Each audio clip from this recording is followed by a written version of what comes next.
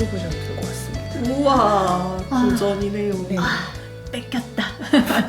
아, 그러네. 어. 별주부전 언제 한다고 하셨잖아요. 내가 거짓말을 주제로 하면 하겠다고 했던. 아, 거짓말을 주제였었나요? 우리 원래- 거짓말 주제 한 번도 안 했나요? 네. 사기를 주제로 하긴 했었는데 왜 안 했지? 거짓말과 해야죠. 사기는 또 다르긴 하죠. 네. 자, 줄거리 굳이 이야기해야 될까요? 생각해도 되겠죠? 우리가 아는 거 다 엄청 요약된 버전이잖아요. 해주세요. 아유, 생각합니다. 예? 저희가 뭐 어렸을 때는 동화책에서 조금 읽고 커서는 문학 교과서에서 볼 수 있는 그쵸. 그죠? 설화이자 판소리계 소설이죠. 자, 우리나라에서 별주부전의 원형을 처음 찾을 수 있는 기록은? 글쎄다. 저는 이게 인도에서 온 이야기라고 알고 있습니다. 맞습니다. 아, 그래요? 네. 그 이야기는 조금 이따 할게요. 네. 일단 원전은 알았어. 인도에서 왔지만 우리나라 기록에서 처음 찾을 수 있는 것은 삼국사기라고 합니다. 다들 아는 이야기인데요. 그 선덕여왕 시절에 신라의 김춘추가 백제의 공격을 막기 위해 고구려야 우리를 좀 도와다오 하고 도움 요청을 하러 가죠. 그렇지만 고구려에서는 도리어 너 스파이구나 라고 하고 신라가 현재 차지하고 있는 땅 중에 중령 북쪽의 땅을 내어달라고 합니다. 당연히 이걸 거절하겠죠. 네. 김춘추는 강금루트를 타게 됩니다. 그래서 이게 갇혀 있으면 안 되겠다 싶어서 고구려의 장수 선도회에게 가진 돈을 탈탈 털어서 매수를 합니다. 나 좀 꺼내달라. 매수를 받았으면 풀어줘야 되잖아요. 안 풀어주더라고요. 그래, 그러면 안 되지. 그래서 선도회는 강금 선배인 토끼 이야기, 구토설화를 이야기를 해줍니다. 구토설화는 이제 뭐 용왕의 딸이 병에 걸려서 병이 나으려면 토끼간이 필요하다 뭐 이런 이야기입니다. 이 이야기에서 아이디어를 얻은 김춘추는 고려 왕에게 우리 그 중령 북쪽의 땅 주겠다라고 그냥 입만 털고 신라로 튑니다. 그냥 뻥 치는 거예요. 그렇죠. 가고는 이제 나몰라라 하는 거죠. 오. 네. 뭔가 고구려 되게 허술하지 않나요? 그러니까 너무 간단하네요. 아니, 근데 고구려로서도 잃을 게 없는 게 안 도와주면 되니까. 안 주면 안 도와줍니까? 어쨌든 이제 뭐 구토설화는 그 이후에 뭐 수군가, 별주부전, 별주부타령, 토별가, 토끼전, 토생원, 뭐 심지어 나중에 이제 신소설 토해간 이런 이름으로 불리게 됩니다. 상당히 인기가 있었나 봐요. 그렇죠. 이렇게까지 변형된 걸 네. 보면. 그 사기치는 이야기를 이렇게 좋아하다니. 판본이 굉장히 여러 가지가 있는데요. 그것 때문에 엔딩도 멀티 엔딩이라고 보시면 아하. 되겠죠. 멀티 엔딩. 두 분은 어떤 엔딩으로 알고 계신가요? 그냥 해피 엔딩으로 어떤- 알고 어떻게 있습니다. 알고 뭐 용왕도 토끼 간을 먹지는 못하지만 다른 건강을 방법으로 얻고. 건강을 얻고. 저도 두 가지 정도로 한 것 같아요. 그냥 토끼가 뒤통수 치고 떠난 거랑 그 울고 있던 자라한테 뭐가 나타나서 뭐 어떻게 신명인가? 뭐 나타나서 뭘 주워가지고 용왕이 또 건강해지는 그런 이야기.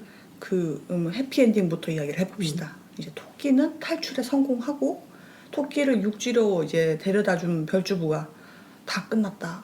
나 죽어야 되겠다. 뭐 이제 죽으려고 합니다. 그때 갑자기 도인이 등장을 하죠. 그래서 정성에 감동했다라고 하면서 뭔가 약을 주죠.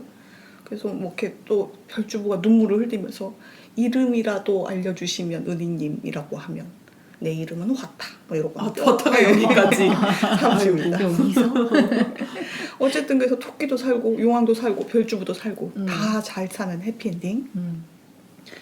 뭐 만약에 배드엔딩 루트로 가면 토끼가 도망간 뒤에 별주부가 죽습니다. 그러니까 별주부가 죽고 나서 용왕이 후회합니다. 토끼도 죄가 없다. 별주부도 죄가 없다. 내 병이 문제다. 이러면서 이제 병을 받아들이고 죽는 엔딩. 몰살 엔딩이죠. 토끼는 살았잖아요. 토끼는 살았죠. 네네. 아까 그 해피엔딩에서 화타가 나타난 버전도 있고 화타가 안 나타난 버전도 있습니다. 이제 토끼가 도망가면서 그냥 이제 용용용 이러고 가는 경우가 있고 좀 엿을 날리는 버전이 있어요. 그래서 자기가 똥을 싸서 이거가 간이야 라고 간이라고 속입니다. 또 별주부 들고 갑니다. 용왕이 먹습니다. 병이 낫습니다. 아하. 내가 알고 있었던 게 이 아, 버전이에요. 그래요? 조사를 해보니까 실제로 토끼 똥은 간과 폐에 작용을 해서 What? 눈을 밝게 해주고 아하. 기생충을 없애주는 그런 독성을 풀어주는 효능이 있다고 합니다. 네. 그래서 예전에 뭐 단마진이라고 불리는 홍역의 경우도 토끼 고기나 토끼 똥을 태워서 뜨거운 물에 섞어서 복용했다고 하네요. 신기하군요. 네. 뭐 토끼가 간이라고 이렇게 속이는 버전도 있고 아니면 토끼는 똥 싸고 그냥 도주를 해요. 도주를 하는데 별주부가 어쩔 수 없이 그걸 들고 갔는데 어쩌어쩌 해가지고 나왔다 뭐 이런 것도 있습니다. 아니 이거 게임으로 만들어도 되겠네요. 이렇게 멀티 엔딩 나오다니. 그렇죠. 예. 별주부 뭐 스토리 내에서 토끼랑 좀 호감도를 쌓으면 토끼가 육지에 가서 똥을 싸지 않습니다. 그리고 튀지도 않습니다. 아, 그러면요. 선택지 잘 생각해 어떡할 해드릴 거예요? 내가 간은 못 주시면 병을 낫게 할 수 있는 약초를 줄게. 아하. 원래 그 병 이야기는 안 하고 데리고 가잖아요. 네. 그렇죠. 이런 아름다운 엔딩도 가능합니다. 아하. 어떤 게 진딩인지는 알 수 없고 뭐 심지어 토끼를 다시 잡아와서 간을 먹는다는 엔딩도 뭐? 있거든요. 다시 잡히는 버전이 있단 말이에요. 그럼요. 예, 어허. 그것도 있고 잡아왔는데 너무 늦게 잡아와서 용왕이 죽었다는 엔딩도 있습니다. 아하. 분기점을 잘 선택해야 합니다. 아니 여러분. 어떻게 이렇게 많은 버전이 존재할 수 있는 거죠? 예, 아무래도 구전설하니까 사람마다 이야기하는 사람의 취향껏 결말을 그렇죠, 바꿨겠죠. 그렇죠. 디즈니가 인어공주 결말을 바꿨듯이. 아까 약콩님이 잠깐 이야기했던 별주부전의 원전 이야기 해볼게요. 별주부전의 원전이라고 하면 아까 구토설화잖아요. 근데 그 구토설화의 원전은 인도 경전 자카타에서 써있는 용원설화라고 합니다. 그렇군요. 전혀 몰랐네. 여기서 용은 그 드래곤 할 때 그 용이고 원은 원숭이? 그렇죠, 원숭이입니다. 인도권에서는 용이 이제 악어를 의미를 한다고 해요, 같이. 그래서 악어와 원숭이의 전설이라고 보시면 됩니다. 아까 그 경전이 석가모니의 전생을 쓴 그런 책이거든요. 네. 그래서 전생에 인도 바라나시에 원숭이로 석가모니가 태어났을 때 일이다. 이렇게 써 있는 거예요. 아, 그렇구나. 예, 예. 그 원숭이가 혼자 이제 겐지스 강에서 막 놀고 있어요. 근데 어떻게 강엔 또 악어가 살잖아요. 아니, 근데 자라 정도는 따라갈 수 있겠는데 악어는 따라가기 너무 무섭지 않아요? 아니 악어에 대해서 왜 이렇게 거부감을 가지고 계시는 거죠? 잡아먹힐 것 같지 않아? 한번 악어 가서 좀 잘 봐요. 보세요. 되게 어. 잘생기고 귀여운 면도 있고 그렇군요. 그래요. 작고 귀여운 애들도 있고 네네. 네. 너무 그 미국 되게 큰 악어 이런 거 생각하시는 것 같아요. 네. 아닙니다, 아니요. 네. 어쨌든 이제 악어와 원숭이가 친구로 지내던 날 악어의 아내가 남편에게 쫄깃한 원숭이의 염통이 먹고 싶어요 아이고. 이라고 합니다. 그럼 전에 먹어본 적이 있나 보네. 남편 악어가 원숭이에게 막 과일로 꼬십니다. 저쪽 가서 섬으로 같이 가자. 또 원숭이는 좋다고 탔습니다. 등에 원숭이를 태우고 악어가 이제 슬슬 깊은 강으로 들어가죠. 그리고는 이제 원숭이야, 사실은 우리 아내가 네 염통이 그렇게 먹고 싶다는데 좀 먹자. 이렇게 이야기를 하죠. 그럼 왜 고백을 하고 있지? 그러니까요. 아직 일이 끝나지 않았는데. 어쨌든 그 원숭이가 이제 곧 자기에게 죽음이 닥칠 거라고 생각하고 나무 위에 깜빡 잊고 염통을 넣고 왔다고. 그 미리 이야기하지. 지금이라도 가자. 라고 합니다. 되게 귀엽다. 그래서 뭐 결국은 땅으로 돌아온 원숭이는 나무 위로 올라가 버리고 끝. 근데 이게 또 불전이잖아요. 네. 그러니까 악어가 원숭이를 원망하고 그러지 않습니다. 깨달음을 얻나요? 원숭이의 4가지 덕을 칭송하면서 인도잖아요. 칭송 노래로 마무리합니다. 군무 나오나요? 군무. 구문은 잘 모르겠습니다. 어쨌든 노래로 끝납니다. 그 역사 시간에 저희 불교의 전파 경로 이렇게 나오잖아요. 네. 인도에서 중국으로 갑니다. 네. 중국 문화에서 이제 악어가 자라로 변합니다. 아하. 그리고 원숭이의 염통을 달라고 하는 버전도 있고 원숭이의 간을 달라고 하는 버전도 있어요. 토끼로 변하지는 않는 모양이에요. 그러니까 역시나 이게 또 불교 스타일이기 때문에 전생이 엮여 있습니다. 이렇게 장사를 하던 형제가 둘이 있어요. 근데 둘 다 외모가 빼어납니다. 아까 약국님이 말했잖아요. 외모가 전부다. 그 외모 중요합니다. 근데 어쨌든 장사로 이것저것 다니다가 다른 한 나라의 국왕을 만나게 되고 왕은 동생을 먼저 봤어요. 그래서 마음에 들어서 공주와 결혼을 해라고 이제 이야기를 합니다. 동생이 형한테 뭐 결혼 문제 이런저런 이야기를 하고는 그러면 내가 왕을 좀 만나봐야겠다 하고 형이 왕궁으로 들어갑니다. 근데 왕이 보니까 동생보다 형이 더 나은 거예요. 아, 그래서 동생 파혼, 형 결혼 뭐지? 이렇게 이야기를 하는 거예요. 형은 이거 말이 되냐? 이건 이제 금수만도 못한 짓이다 하고 동생을 데리고 왕국을 떠나버립니다. 갑자기 공주는 파혼을 당했잖아요. 형을 원망하면서 내가 귀신이 돼서 형의 간이라도 씹어 먹겠다라고 저주를 합니다. 이게 전생. 근데 복수도 못한 거네. 그리고는 이제 자라의 그 자라의 아내가 그 공주가 되는 건가요? 그렇습니다. 셋 다 나쁜 짓을 좀 했나 봐요. 사람에서 동물로 변했으니까. 형은 원숭이로 태어나고 동생과 공주가 자라 부부로 환생을 하는 거죠. 그리고 이제 자라 아내가 원숭이 간이 먹고 싶다네 라고 이제 이야기를 하는 거죠. 우리나라는 확실히 행정주의에 나라서 그런지 스케일 커져서 왕으로 갔네요. 잘하는 관료로. 그리고 뭔가 이유가 있어야 돼. 그냥 먹고 싶은 건 아니고. 그러면 안 돼. 약으로 쓰려고. 악어에서 근데 자라로 바뀐 게 조금 이해가 되나요? 좀 전 특이했던 것 같은데. 악어가 근데 중국 문화권에 많지는 않을 것 같아서. 워낙 또 땅덩이가 크니까 남쪽에는 혹시 살지 않을까 싶기도 하고. 근데 원숭이도 마찬가지로 좀 그 많이 있지는 않았을 것 같기는 한데. 원숭이는 중국에 삽니다. 아 그래요? 예, 굉장히 많이 많지 있어요? 않나요? 그 조금 이야기 이따가 하겠습니다. 저는 약간 악어에서 자라는 너무 좀 심한 거 아닌가 하는 생각이 들더라고요. 좀 열심히 찾아봤죠. 처음에는 그냥 생각을 해봤는데 악어도 물이나 땅이나 왔다 갔다 하고 그런 거 자유로운 걸 생각을 하면 뭐 그래 자라일 수도 있을 것 같아요. 그죠? 그리고 아까 이야기했던 것처럼 악어가 원래 그 용을 상징한다고 했잖아요. 그럼 용 역할이 완전히 빠져버리니까 용왕이 나중에 등장을 하는 것도 말이 되는 것 같거든요.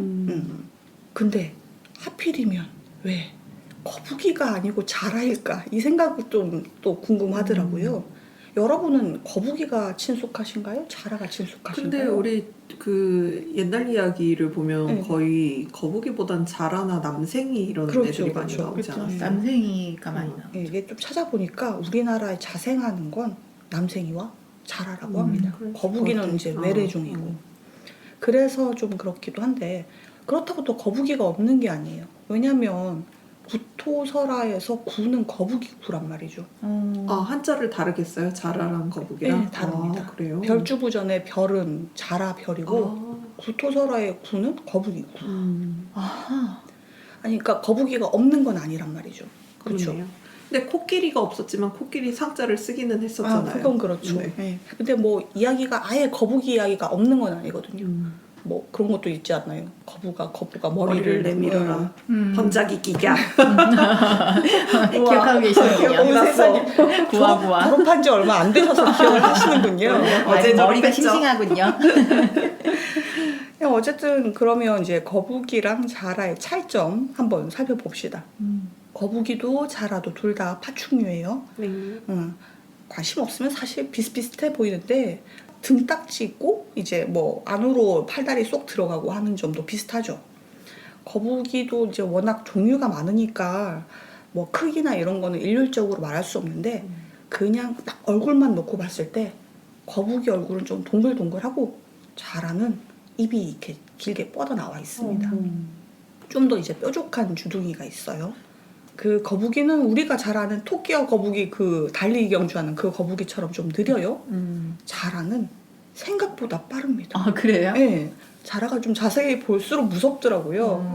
이런저런 거 좀 자료를 찾아봤는데 평소에도 꽤나 빨리 걷고 뛰면 진짜 빠릅니다. 뛸 수가 있구나. 예. 이렇게. 그리고 네. 걔네들 막 손가락도 뜯어먹고 그러잖아요. 손가락 꽉 무는 거를 잘해요. 그 엄청 그 손가락 잘린다고. 거북이도 그런 게 아니고 자라가 그러는 거였어요? 자라가 좀 더 그렇다고. 어허. 근데 또 거북이는 종류가 워낙 여러 개니까 그렇게 딱 말하기가 힘들고. 여담이지만 그 이마트에서 사는 비어디 드래곤 옆에 육지거북이들이 있을 때가 있는데 네. 육지거북이들도 진짜 이쁘게 생겼습니다. 악어 거북 봤습니까? 악어 거북. 아니 잠깐 찾아보겠습니다. 악어거북 이쁘게 생겼어요. 갑자기 파충류 동호회가 되었다. 그러니까 난 파충류가 싫어. 이거 나 저기 얘도 참 멋있지 않냐? 네 진짜 키우고 싶어요. 알아. 공룡처럼 생겼지. 맞아. 음. 작은 새끼들이 모여 있는 거 보면 진짜 귀엽더라고요. 근데 어렸을 때 진짜 제일 흔한 그 거북이 종 있죠. 그냥 등 초록 녹색이고 배 쪽이 약간 노란색인. 붉은기 거북이 조금. 어렸을 때 걔네 두 마리가 우리 집에 와가지고 아롱이 다롱이라는 이름을 짓고 굉장히 정말 이뻐하면서 키웠는데 얘네가 너무 커져 버린 거예요. 아. 너무 징그러워가지고 그때부터는 이렇게 막 손에 올려놓고 막 이뻐라 하기가 좀 힘들더라고요. 어쨌어요? 근데 다른 집에서 자기들 달라고 해가지고 데려갔습니다. 지금 생각하니까 좀 미안해요. 그때부터 외모를 보고 안 이뻐졌다고 보냈어. TMI인데 저희 집도 키웠거든요. 그래? 키웠는데 어느 날 탈출했어요. 탈출? 네. 아 걔네들 잘 나와요. 네, 잘 나오는데 근데 워낙 작잖아요. 얘네들이 계단을 내려갈 수 없을 것 같고 집에 있을 것 같은데라고 해서 집을 아무리 찾아봐도 없는 거예요. 그래서 뭐 혹시 창문에서 떨어졌나 뭐 이런 것도 생각을 했는데 못 찾고 그 후로 N개월 후 발견? 사체로 발견됐나요? 밑으로 갔는데 밑에 상가가 있었거든요. 그쪽으로 가는 거예요. 근데 약간 거북이가 이렇게 뭐 이렇게 복의 상징 그런 게 있잖아요. 장수의 상징. 그래서 여기서는 어이구 우리 가게가 잘 되려나 보다 하고 키웠는 거예요. 우와. 입양하셨구나. 그 아버지께서 그걸 먼저 봤는데 차마 돌려달라고 하니까 있고 이미 얘는 복덩어리로 이제 간직이 돼 있으니까. 아니 그래도 정말 잘 해피엔딩 끝났네요. 해피엔딩. 우리도 얘네들이 의외로 잘 탈출해가지고 나와서 그 밟으면 안 되잖아요. 대위 조심하면서 찾아서 이렇게 다시 넣고 그랬던 기억이 있어요. 뭐 탈출해서 아파트 창문에서 떨어졌다는 애들 이야기도 듣고 그랬던 것 같아. 의외로 그 잘 기어 나오더라고요. 그 거북이는 등딱지가 이렇게 좀 딱딱하잖아요. 자라는 이렇게 좀 말랑말랑해요. 아 진짜요? 예. 그 결정적인 차이가 있습니다. 거북이는 어디서 살죠? 바다에서요? 그렇죠. 자라는 민물에 삽니다. 맞아. 강이나 연못이나 하천이나. 음. 자 여기서 선인장의 의문이 시작된다. 그러게요. 어떻게 용왕이를 모시는 거지? 용궁은 어디 있습니까? 어떻게 된 거야? 어떻게 된 거야? 용왕이 사는데 그곳은 바다야. 강에 용궁이 있다 소리 못 들어봤죠? 네. 그냥 굳이 보통 강에 서해 사는 바다나 자- 동해 바다 쪽에 있지 않나요? 강에 사는 자라를 소환을 해왔다는 게 좀 앞뒤가 안 맞는 것 같기도 하고 근데 또 잘 생각을 해보면 잠깐 데려왔다고 생각을 하기가 그런 게 별주부가 그 용궁에서 맡고 있는 관직이잖아요. 그러면 살고 있다는 소린데 취업 사기가 아닐까요? 취업사기? 사실은 관직을 준 게 아니었. 그때부터 별주부는 속고 있었다. 한직을 준다고 해서 그 멀리까지 갔는데 그러니까. 근데 인턴이었던 거고. 쓰고 버리는 카드였어. 너무하네 진짜. 진짜 그래서 막 많이 찾아봤거든요. 네. 거북이가 아니고 자라가 된 썰이 좀 있습니다. 네, 몇 가지 근거를 가지고 왔습니다. 일단 그 용왕은 그냥 용왕이 되는 게 아니다. 용왕 클래스는 다르다. 원래 용이 물을 다스리는 이제 뭐 신수라든가 신기 쪽이잖아요. 그러니까 용왕은 꼭 바다 생물이 아니더라도 그 권능이 물에 사는 생물에 닿는다. 강이든 뭐 바다든 연못이든 일단 물을 그러겠네요. 다스리는 사람이니까 그럴 듯하죠. 네, 여기에 제가 추가한 또 다른 썰이 있습니다. 엔딩이 여러 가지였잖아요. 아까 토끼가 도망간 뒤에 자라도 도망가는 설이 있습니다. 그런 엔딩이 있거든요. 임무를 완수하지 못했으니까 튀튀. 그래서 도망간 자라는 바다에 가지 못하고 현재 강에 산다. 거북이가 자라는 거예요. 이 정말 아. 작가의 큰 그림 아닙니까? 그랬구나. 어쨌든 그러니까 옛날에는 그 이제 바다도 자라가 살았었지만 현재는 그런 이유로 여기 산다. 용왕님한테 혼날까봐. 근데 토끼까지 만나려면 거북이로선 부족했던 게 아닐까. 너무 산속으로 들어가야 되니까. 힘들 수 있죠. 바다에서 산까지 가긴 힘드니까. 어쨌든 뭐 결론이 좀 뇌피셜로 가는 듯 하는데 여기서 줄이고 여러분은 자라 거북이 어느 쪽이 더 좋으십니까? 근데 자라는 진짜 친숙하지 않아요. 그 그쵸. 이름이야 뭐 많이 듣고 뭐 자라보고 놀란 가슴, 소떡 보고 놀란 가슴 이런 식으로 그냥 알고 있는 단어지 거북이보다 훨씬 본 빈도수가 적기 때문에 그렇죠. 친숙한 면에서 좀 떨어지죠. 그죠. 서로 네. 자라 천연기념물인가요? 천연 기념물은 아니고 아 그래요? 예. 그럼 개체수가 꽤 되나 보네요. 심지어 식용으로 키웁니다. 아 그래요? 자라탕.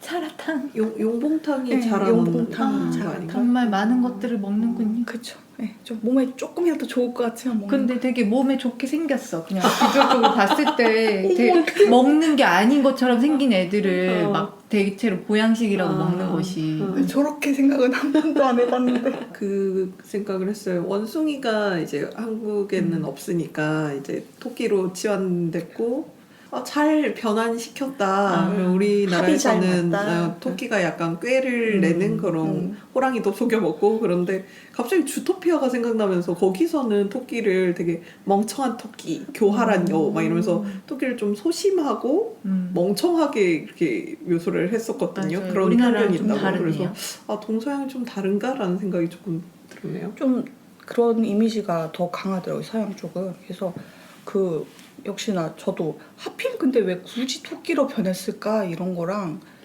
좀 생각해보면 토끼 이미지가 아까 말했던 것처럼 되게 재빠르고 꾀가 많고 이런 게 좀 원숭이랑 좀 겹치는 속성이잖아요. 원숭이도 굉장히 빨리 움직이고 똘똘하고 이런 이미지인데 근데 굳이 왜 원숭이가 아니고 토끼? 뭐 이런 생각을 또 해보게 될 수 있죠. 원숭이가 없으니까 그래, 조사 들어갑니다. 우리나라에 원숭이가 있었을까 없었을까? 없었다.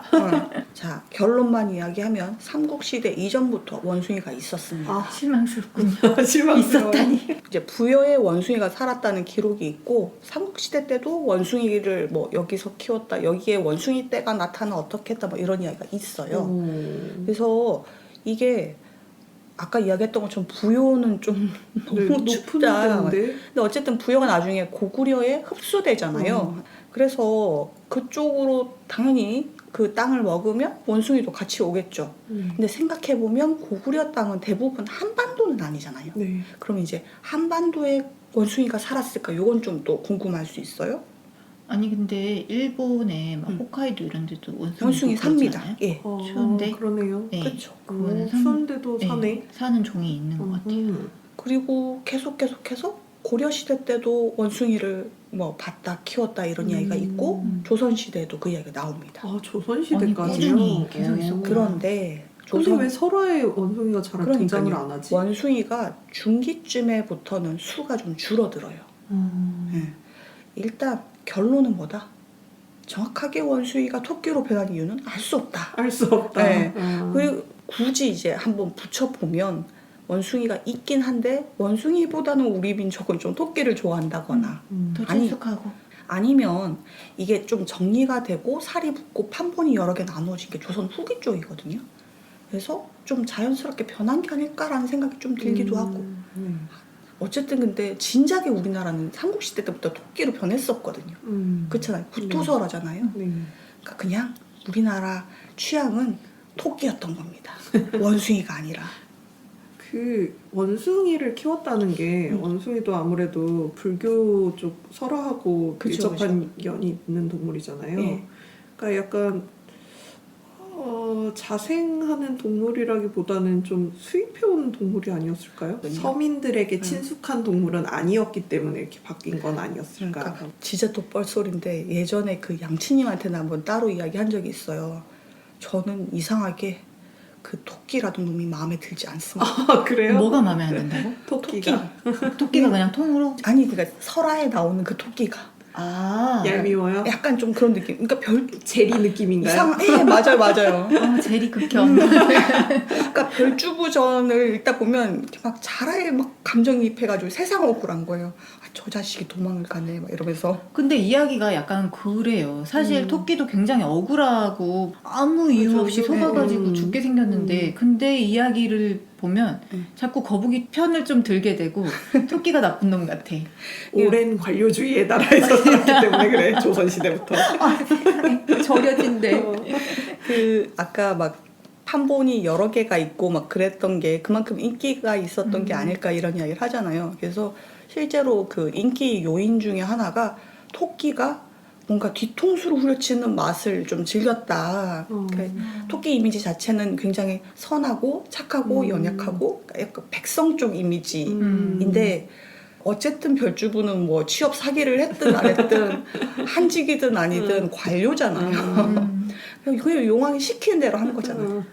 서민으로서 뭔가 토끼가 수탈자의 아하, 입장, 카타르시스를 느끼며 그쪽으로 이제 생각을 한 거고 저는 좀 속았어, 당했어 이런 입장이고 왜 또 괘씸하게 진짜로 되게 감정이 왜냐면 저희 이제 설화 쪽에 보면 보통 동물들이 뭐 이렇게 해를 입었다 이런 거보다는 은혜가 갚았다는 이야기 굉장히 많잖아요. 그러니까 뭐 심지어 호랑이도 은혜를 갚고 예, 뭐 이렇게 지나가는 지네도 은혜를 갚고 맞아요. 까치도 은혜를 갚고. 토끼가 은혜 갚는다는 이야기가 없어요. 그렇다. 자라도 은혜를 갚거든요. 네, 그래서 찾아봤죠. 있긴 하더라고요. 아 그래요? 있어요. 토끼도 은혜를 진짜 갚아요? 찾아보니까 있긴 한데 지금 저희가 딱 떠오르는 게 없잖아요. 네. 그만큼 은혜는 알지 못한 놈이다. 그렇습니다. 그렇군요. 아 듣고 있는 토끼 되게 억울할 수도 있겠습니다. 토끼 입장도 들어봐야 되는데. 네, 그렇죠. 나중에 들어봅시다. 이제 마지막 의문점 하나만 풉니다. 예. 도대체 염통에서 왜 간으로 바뀌었을까? 심장은 보통 이제 뇌와 함께 우리 몸에 굉장히 중요한 장기라고 생각이 되죠. 그렇죠. 이렇게 목숨 하면 심장 뭐 이런 것도 되고 아즈텍에서도 심장을 바치고. 그렇죠. 예. 마음 이런 쪽의 그런 상징이기도 하고요. 인디아나 존스 어렸을 때 보면 그 이상한 사이비 종교 막 그런데 한번 찾아가잖아요. 거기서 그 사람의 심장을 산채로 빼는 장면이 나오거든요. 그 장면이 직접적으로 나와요? 네. 나와요. 그래서 이렇게 팔딱팔딱 뛰는 심장을 손에 들고 약간 있거든요. 예, 맥동을 하는 그 관람 시청 관람 연령대가 사실 아니었던 것 18세 같아요. 아니었을 것 같은데. 아닐 것 같아요. 그 살아있는 사람 몸으로 그냥 손을 쑥 넣어서 뺍니다. 어쨌든 웬만한 문화권에서 다 마음, 심장, 뭐 목숨 이런 쪽으로 생각을 합니다. 근데 간 같은 경우는 조금 이제 문화권이 나뉘더라고요. 이게 생명을 유지하는 근간이라고 보는 데도 있고 그냥 뭐 장기 중에 하나. 장기 중에 하나 이렇게 생각을 하기도 했고 근데 간이 예전에도 이제 인식을 하기로는 피를 만드는 조혈기관이다라고 생각을 해서 좀 중요하게 생각을 하기도 했습니다. 네. 그래서 피를 만드니까 결국은 목숨이랑 관련이 된다 이런 쪽으로 생각을 많이 했고요. 그리스 쪽으로 가면 불을 훔친 프로메테우스가 이제 간을 계속 쪼이잖아요. 이제 되살아나기는 하지만 어쨌든 그런 끔찍한 형벌을 받게 되죠. 우리나라에서는 간을 좀 심장보다 더 중요하게 생각했나요? 거의 비슷하게 중요하게 생각을 했다고 그래요. 이제 간이 생명력의 상징이기도 하고 재생의 상징으로도 많이 봤습니다. 그래서 그 동물의 간을 먹으면 동물과 관련된 어떤 힘을 얻는다. 이런 식의 상징도 많이 있었고요. 간이 재생하는 기관이기도 하죠. 그렇죠. 간이 정말 중요하죠. 옛날부터도 소간이나 이런 거를 많이 그러네요. 먹어서 그랬을 거예요. 그러게 왜 심장은 안 먹었지? 찔길 것 같아. 맛이요. 결국은 맛이었어. 아 진짜 맛있으면 다 먹는 거. 맛없으면 안 먹는 거. 건강이고 뭐고. 굳이 용궁 실드를 좀 치자면 심장이 아니라 간을 달라고 했잖아요. 살려는 주겠다. 그러니까 살려는 신장은 드릴게. 뽑으면 바로 죽지만 간은 재생 가능하단 말이에요. 아하. 1부만 3일. 아 그러면은 그 간을 달라는 게 일부만 달라는 거였나요? 간이식이었나? 아직 그 이야기를 하지도 않았는데 아하. 두고 왔댔잖아. 지레 겁을 먹고 그렇지. 살려줄 수 있는데. 알 수 없단 말이야. 쉴드. 네. 뭐예요? 왜 용궁 실드 치죠? 공무원이에요?